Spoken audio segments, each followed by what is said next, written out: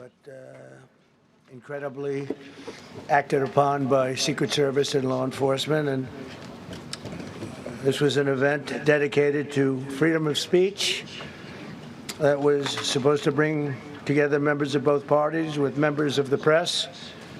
And in a certain way it did, because the fact that they just unified, I saw a room that was just totally unified. It was in one way very beautiful, a very beautiful thing to see. A man charged a security checkpoint armed with multiple weapons, and he was taken down by some very brave members of Secret Service, and they acted very quickly and have just released, for purposes of transparency, clarity, I've ordered it to be put out. You probably have it by now, put out on Truth and put out on many other platforms. A tape showing the violence of this thug that attacked our Constitution, and also showing how quickly Secret Service and law enforcement acted on our country's behalf. Really did a great job. One officer was shot, but saved by the fact that he was wearing obviously a very good bulletproof vest. He was shot from very close distance with a very powerful gun, and the vest did the job. I just spoke to the officer, and he's doing great. He's in great shape. He has very high spirits, and we told him we love him and respect him, and he's a very proud guy. He's very proud of what he does, Secret Service agent. And we looked at all of the conditions that took place tonight, and I will say, you know, it's not a particularly secure building, and I didn't want to say this, but this is why we have to have all of the attributes of what we're planning at the White House. It's actually a larger room, and it's much more secure. It's drone-proof, it's bulletproof glass. We need the ballroom. That's why Secret Service, that's why the military are demanding it. They've wanted the ballroom for 150 years for lots of different reasons, but today's a little bit different, because today we need levels of security that probably nobody's ever seen before. But everyone owes a tremendous debt of gratitude to the courage of law enforcement, the law enforcement, and working with the D.C. police, and we just spoke with the mayor. And when we're finished, the police chief is going to take over and discuss it also from their viewpoint. But they also performed exactly as they were supposed to, and you see the attacker in different positions, but you also see the attacker totally subdued and under control. So as you know, this is not the first time in the past couple of years that our republic has been attacked by a would-be assassin who sought to kill. In Butler, Pennsylvania, less than 2 years ago, you all know that story, and in Palm Beach, Florida, a few months after that, we came close. We really had, again, we had some great work done by law enforcement. But in light of this evening's events, I ask that all Americans recommit with their hearts in resolving our difference peacefully. We have to resolve our differences. I will say, you had Republicans, Democrats, independents, conservatives, liberals, and progressives. Those words are interchangeable, perhaps, but maybe they're not. But yet everybody in that room, big crowd, record-setting crowd. There was a record-setting group of people, and there was a tremendous amount of love and coming together. I watched, and I was very, very impressed by that. But we were, First Lady and I were taken very well care of, very quickly rushed off the stage. Vice President J.D. Vance, who's here, was likewise beautifully done. He was just saying how quickly everybody acted, law enforcement, Secret Service in particular in this case, but law enforcement. Marco had the same thing. Pete was there. Pete didn't want any help. He didn't want anybody to help him. He doesn't want anybody to help him, but he did get some, didn't you? And I think you also said that it was very impressive. So with that, I'd like to ask Todd Blanche to come up, say a few words, and tell you it's already underway. The man has been captured. They're going to his apartment. I guess he lives in California, and he's a sick person, a very sick person, and we don't want things like this to happen. I think it's very important that I say, though, and I told the representatives of the evening, they did such a beautiful job. It was such a beautiful evening. And again, they're talking about free speech in our Constitution. That's what it's all about, not just White House Correspondents. It was really based on free speech in our Constitution. But I said very importantly that we'll do it again within the next 30 days, and we'll make it bigger and better and even nicer. So I just want to thank everybody that was involved. I also want to thank the press, the media. You've been very responsible in your coverage. I will say I've been seeing what's been out. You've been very responsible. So Todd Blanche, I'd like to say a few words, and then we're going to have cash. And then you're going to go on. We can ask, I guess we can take a couple of questions. I want to thank the First Lady that was a rather traumatic experience for her. There was a lot of action taking place up there very quickly. But again, the response time was really incredible. And we're going to reschedule. We're going to do it again.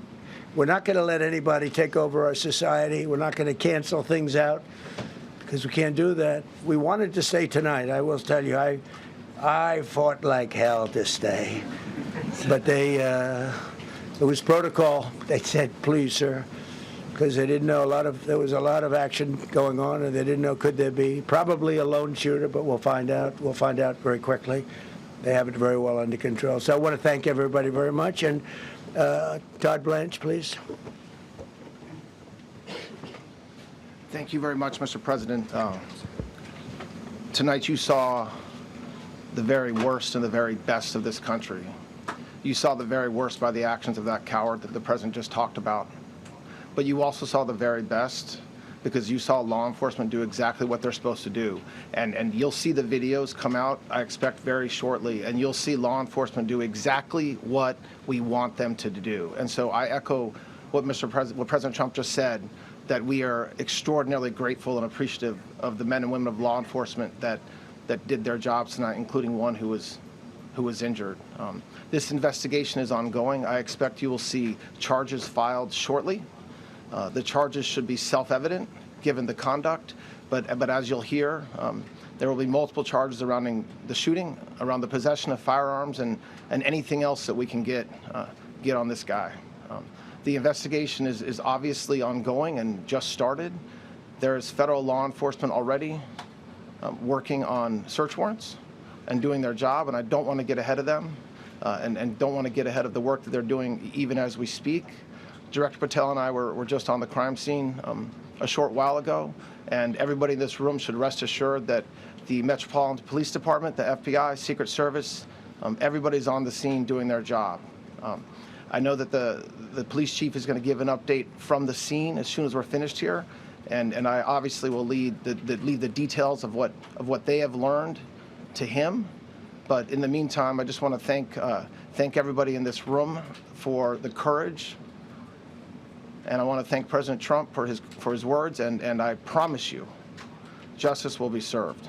Thank you. Director Patel. Thank you, General. Thank you, Mr. President. The President's absolutely right. You saw the best resolve of American law enforcement because you, Mr. President, inspire them 24/7, 365. You give them the resources that they need, and they know that you have their back.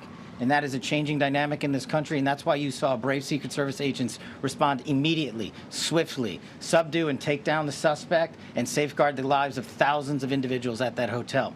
Thanks to our interagency partnership with the Department of Homeland Security and the Metropolitan Police Department, the FBI was rapidly deployed onto the scene, took over the evidence response unit, is examining all the ballistics that were found on scene to include the long gun and the shell casings. We are conducting witness interviews as we speak. You will hear from our team on the scene there with the mayor and the head of the FBI field division there. But please know what the Attorney General has just said reigns no truer. You saw the very best of America tonight. The very best unite us at a time of uncertainty because we have leadership here with the President and the Vice President that backs law enforcement, and the men and women that I shook their hands on the scene today could not have been prouder to show up on scene.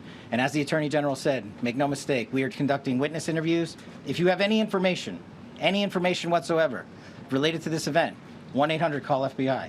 1-800-CALL-FBI. No piece of information is too small. No piece of information is inadequate. We will evaluate it all. We will also be conducting interviews of those that were there. And if any of those individuals have information, please come forward to law enforcement or the FBI or the Metropolitan Police Department. We will be examining this individual's background thoroughly. That process has already started, and we are going to ensure that he was either a lone wolf actor or anyone else that was responsible. We will analyze all evidence immediately to make sure that we safeguard this country. Mr. President, Mr. Vice President, thank you for your leadership. Attorney General and Homeland Secretary Merlin, thank you for your partnership in law enforcement. Thank you. Okay, we'll do a couple and then we go to the chief. Madam Chairman, I just want to say you did a fantastic job. What a beautiful evening, and we're going to reschedule. Okay? And after that, it's very tough for her to ask a killer question, right? But you have done a fantastic job. Please. Mr. President, I appreciate it. As you mentioned, it all happened so quickly. Yeah. And I wonder, especially because unfortunately you have experience with these sorts of threats.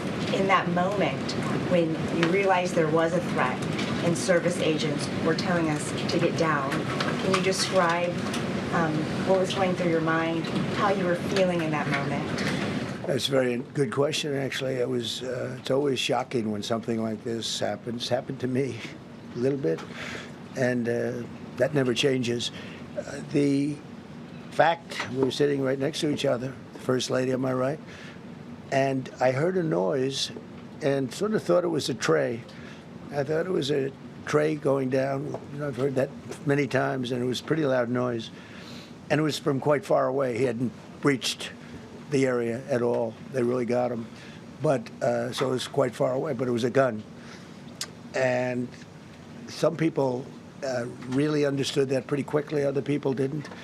I was watching to see what was happening. Probably should have gone down even faster. Melania was very cognizant, I think, of what happened. I think she knew immediately what happened. She was saying, that's a bad noise. And we were whisked away along with other people, but we were really whisked away. And again, the performance of the Secret Service and the police, all of the law enforcement, I thought was really good. So it was very quick. There wasn't a lot of time to be thinking because it was a matter of seconds before we were out the door and gone into an area. We very much, and you wanted to too, we very much wanted to continue it because I don't like to let these sick people, these thugs, these horrible, horrible people change the fabric of our life, change the course of what we do. So we held out. You were there. We held out right till the end, but they didn't want to take a chance, and I understand there was protocol.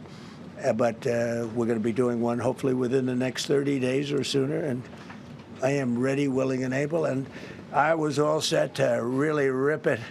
And I said to my people, this would be the most inappropriate speech ever made if I said what. So I'll have to save it. I don't know if I could ever be as rough as I was going to be tonight. I think I'm going to be probably very nice. I'll be very boring the next time, but we're going to have a great event. And you did a fantastic job. Thank you very much. Peter, go ahead. Thank you, President Trump. There's a report in the New York Post that this assailant assembled his weapon somewhere on site at the hotel. What do you think about that? And I ask respectfully, why do you think this keeps happening to you? Well, you know, I've studied assassinations, and I must tell you, the most impactful people, the people that do the most, you take a look at the people, Abraham Lincoln, I mean, you go through the people that have gone through this where they got them, but the people that do the most, the people that make the biggest impact, they're the ones that they go after. They don't go after the ones that don't do much because they like it that way. And when you look at the people that have either, whether it was an attempt or a successful attempt, they're very impactful people. Just take a look at the names there, the big names.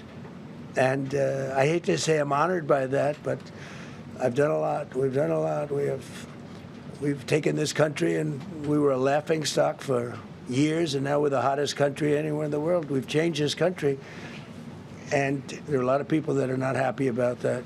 So I think that's the answer, Peter. And after Butler, your team for a while rethought outdoor events. Yeah. Do you think that you now need to rethink No. indoor? Well, but then you just don't do events. No, I can't do that. I have to. It is what it is. We have to do it. The room was very, very secure. He charged from 50 yards away, so he was very far away from the room. And what did you think when you saw the video of how fast he was running? He was moving. He was really moving. And the reaction time was great. Boy, those guys, they had their guns drawn literally by the time he was there. They were shooting. That's right. I thought they were very impressive. And if I didn't, I'd let you know. I'm not going to be, I would not stand for that. No, I thought they were very impressive. President Trump, thank you, President Trump, and thank you for updating us on the Thank you. suspect earlier. Were you aware of any threats? Was your team aware of any threats beforehand? And do you believe you were the target of this tonight? I guess. I mean, these people they're crazy. They're crazy, and you never know. He was very far away from me. He had to go through a lot. We had resources all over. We had resources sitting at tables, literally in disguise, sitting maybe at your table, who knows? But we had people all over the room, so he had a long way to go. That was really a first line of defense, and they got him. And they really, they acted incredibly.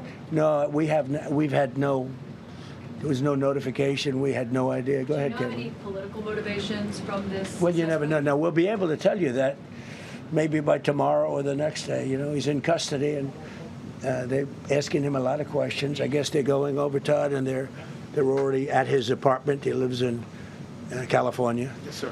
And they're over there, so they'll be able to tell you. Thank you, Caitlin. President Trump, did the suspect say anything, or was he wearing anything that would allege some type of motive here? Nothing, no. I mean, he was a guy who looked pretty evil when he was down. They had him down. He was fighting hard. He was in my opinion, a sick person. Who would do that but a sick person? But I think you're going to find everything about him. No reason to talk about it now. But tomorrow at this time, long before this time, you're going to know a lot of things about him. They seem to think he was a lone wolf, and I feel that too. Are you concerned about U.S. Secret Service protection ability? We saw several of the detailees take minutes to be escorted out of the room. No, they acted very quickly. No, I was very impressed by Secret Service. Secret I mean, Service did great. I'm the one, and Mark Wayne, you would agree with that, I think. Absolutely. I'm the one that would complain. You don't have to complain for me. I would be complaining. I'd be up here right now saying they didn't do their job. Oh, believe me, because, it's my life, and I want to live because I want to make this country great. That's why I want to live. But when you're impactful, they go after you. When you're not impactful, they leave you alone. Okay, a couple of more. Go ahead, please. Is there any indication that this shooting could have been linked to the war in Iran? I don't think so, but you never know. We're going to know a lot. We have the best people in the world working on it, and we're going to know a lot. Please. Mr. President, there's a lot. You, as well as some of us who have covered Butler, experienced another horrific day 2 years ago. Yeah. What felt similar? You had the First Lady with you today. What felt different? And you have another 2+ years in office. Are you concerned about something like this happening Well, I again? can't be concerned. I can only get great people. They did the job, in my opinion, a much better job than Butler. Butler had one weak spot that we all know about. Somebody should have been up there. But even Butler, we had our sniper on our side within 4.2 seconds from a distance of about 400 yards, one shot, and he was gone. And if he didn't do it, now, he's David. His name was David. I say, hello, David, every time I see him. David, I like you very much, David. But think of that. Now, if he doesn't hit him, and he hit him right between the eyes from 400 yards without any notice, nobody knew. He heard a sound. He looked over, and there was actually a tree that was somewhat in his way. You know the story very well. And he aimed, he fired, and if he didn't do that, beyond me, you would have had a lot more people killed. We lost one great person and 2 people very badly hurt. They're okay now. But no, that was so. In a sense, that was pretty amazing the job they did. But they did have that one weak spot, as you know. They should have had that covered. Tonight they had everything covered very quickly, and he was fast. He was running full blast, and they got him. before they got any further. I was very far away. You know, he hadn't anywhere close to breach the doors of the ballroom. The ballroom was sealed, and everybody in there. That's why once those doors opened, they didn't want to do tonight. If the doors weren't opened, we could have probably done it tonight, but I think we're much better off rescheduling. Yeah, please. Mr. President, for you and perhaps law enforcement as well, what is the level of confidence that this was a lone actor, and has the suspect made any statements to police while in custody? Yeah, I think it's just it's not my profession. We have great professionals up here and outside that have been working with us. My impression is he was a lone wolf, whack job. These are crazy people. These are crazy people, and they have to be dealt with. We had that in the second attempt, as you know, and he's spending life in prison. Because if you let him out, they'll probably, if he serves 10 years or 15 years, you let him out, he'll probably try it again with somebody else. They're sick people. We have a lot of sick people. But you're going to know, I think very shortly, you're going to know, Todd, a lot about him. You're going to know a lot about him. Yeah, a couple of more. Mr.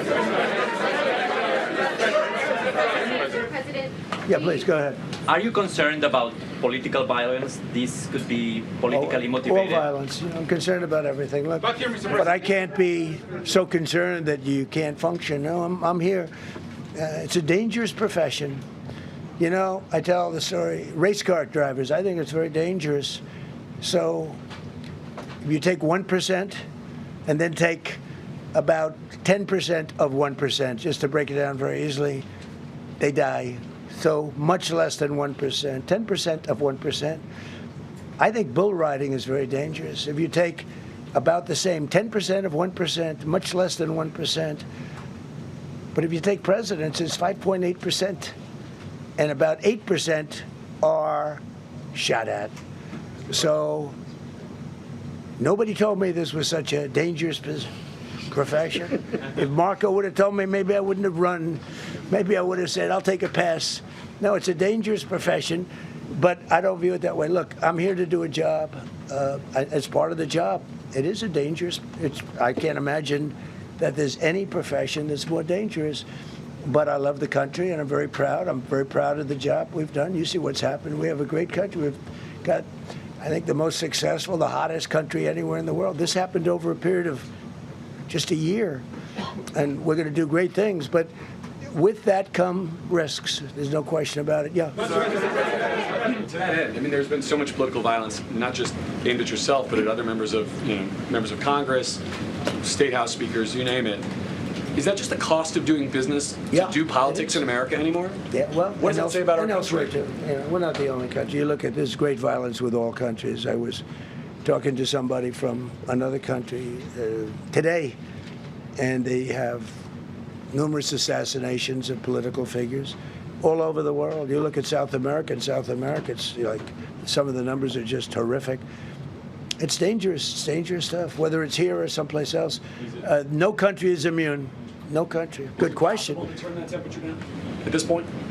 Well, probably if I decided to just not do much, if I let everybody rip us off and take advantage of us. Look, we're leading the world in trade now. We're leading the world in the military. We're the greatest military in the world. I rebuilt it in my first term, and now we use it because we have no choice. We can't let, as an example, Iran, we can't let them get a nuclear weapon. Everything will be peanuts compared to that if they ever were given a nuclear weapon, and they'd use it too. Marco and I were talking about it today. They would use it without even hesitation. We can't do that. It was a shame. I said, oh boy, look at the numbers. We just broke 50,000 in the Dow. We just broke 7,000 in the S&P. They said we couldn't do it in 7 years, in 5 years, 4 years. They were saying maybe in 5 or 6 years. And we did it in 1 year. And I called everybody together. I called all of these people and others, and I said, we have to take a little journey. I seek to do this. We just had the great number. We just broke 50,000. Wasn't supposed to happen during my term. Wasn't reachable. We did it in 1 year, and I said, we're going to have to make a journey to Iran. They're going to have a nuclear weapon if we don't do it. We had the B-2 bombers take them out. I terminated in the first term the Obama agreement, the Iran nuclear agreement, which was a disaster. That was a road to a nuclear weapon. They would have used it. They would have used it 100%. So, when you do things like that, you become a target. If I wasn't doing that, I guess I'd be a lot less of a target. But I'm honored to be. Okay, one more question. Go ahead.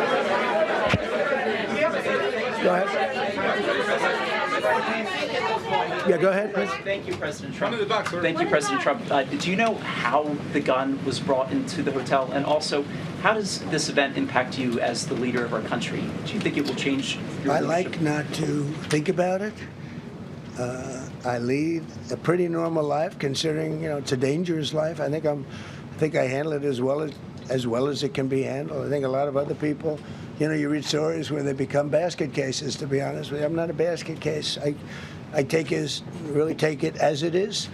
I do it for the country. I'm not doing it for any other reason. I have a first lady who's doing a terrific job. She loves the country, and she recognizes it better than anybody. She's told me numerous times. She said, "You are in a dangerous job," but that goes along with her too. I mean, it's dangerous for her too.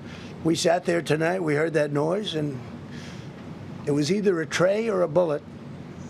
I was hoping it was a tray, but it wasn't. And again, we had some very brave people doing a great job, so we're very proud of them and happy with them.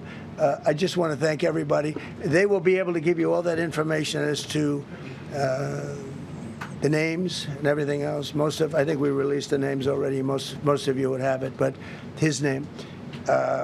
We appreciate it. I see so many tuxedos and beautiful dresses. It was a little different evening than we thought, but we're going to do it again, and we have a great chairman who we're so proud of, and we have to make it better. We'll make it safer, I guess, right? But we're going to make it even better. Okay, thank you very much. Thank you. President Trump, can we hear from the first lady who talked about how impactful this was? Can we hear from her about? Well, honey, would you want to say something? Okay. Huh? In the back. One in the back. Millions of people across the globe, in fact, are watching you. You demonstrated courageous leadership, and thank God you're alive. All of us are alive today. What is the message that you want to give to the world that this should change? What corrective measures can we take from here on? Well, all you can do, look, I don't care how many people you have, how good they are. They can be the greatest people. You have the greatest security in history. If you have a whack job who's got a brain, but it's a little bit distorted or a lot distorted, they can make trouble. I would say, Pete, right? They can make trouble. Some of these people are of genius level IQ, and they're nuts. So it can be trouble. So you do absolutely the best. You get the best. We have the best people. Well, look, it was proven tonight. He started running from 50 yards, and he was fast. He was like a blur on tape. He was moving. It was very impressive the way they got him, because a lot of people would be looking and saying, it's like a weird feeling, and they would let him get through, but they didn't let him get through. They drew those guns so fast. They looked like Matt Dillon. They looked like somebody that knew what they were doing, and we really do. But it comes with the territory. And if you want to do a great job, I really believe that. And you take a look at what's happened to some of our greatest presidents, and it doesn't happen to people that don't do anything. And it's not going to deter me from winning the war in Iran. I don't know if that had anything to do with it. I really don't think so, based on what we know. But we're going to continue to do a great job. That's all I can do. Thank you very much. We'll see you tomorrow. Thank you.